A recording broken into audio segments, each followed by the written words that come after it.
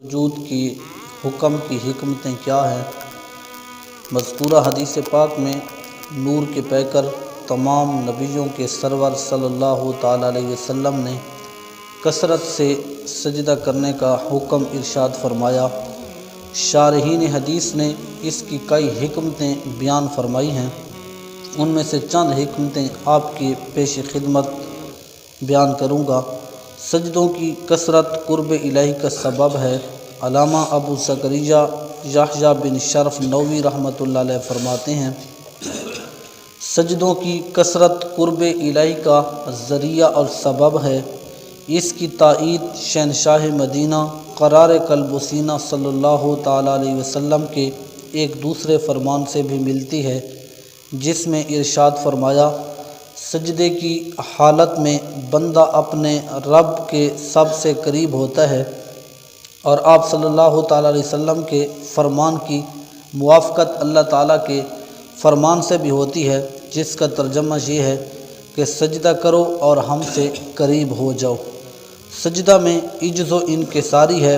حافظ قاضی ابو الفضل ایاز رحمۃ اللہ علیہ فرماتے ہیں، سجدہ میں انتہا درجے کی تواضع اور انکساری پائی جاتی ہے، اور سجدہ میں بندہ اللہ عز و جل کے لیے اپنی عبودیت کو ظاہر کرتا ہے، کیونکہ سجدے میں آدمی اپنے جسم کے سب سے زیادہ قابل احترام حصے یعنی اپنے چہرے کو ایک ادنی سی چیز جس سے لوگ اپنے پاؤں کے نیچے رونتے ہیں یعنی مٹی سے آلودہ کر کے اپنے اللہ عز و جل کو راضی کرتا ہے، اور اپنی حقارت اور عاجزی پیش کر کے اور اپنی ذات کو ادنا بنا کر اللہ کے حضور جب پیش کرتا ہے تو اللہ کو بڑا پیارا لگتا ہے۔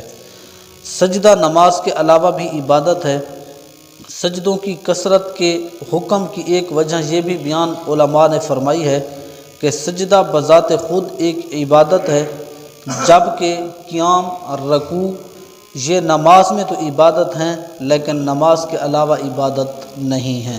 سجدوں کی کثرت کا معنی کیا ہے؟ مذکورہ حدیث پاک میں حضور نبی پاک صاحب لولاک صلی اللہ تعالیٰ علیہ وسلم نے سجدوں کی کثرت کا حکم دیا ہے، اور یہ وہ سجدے ہیں جو اخلاص کے ساتھ اللہ عز و جل کی رضا حاصل کرنے کے لیے کیے جاتے ہیں، اور ان سجدوں کی ادائیگی نمازوں کی کثرت سجدہ تلاوت اور سجدہ شکر ادا کر کے ہوگی۔ شیخ عبدالحق محدث دہلوی رحمۃ اللہ علیہ فرماتے ہیں، ان سجدوں کی ادائیگی اس طرح ہوگی کہ خدا عز و جل کی رضا حاصل کرنے کے لیے کثرت سے نماز ادا کی جائے۔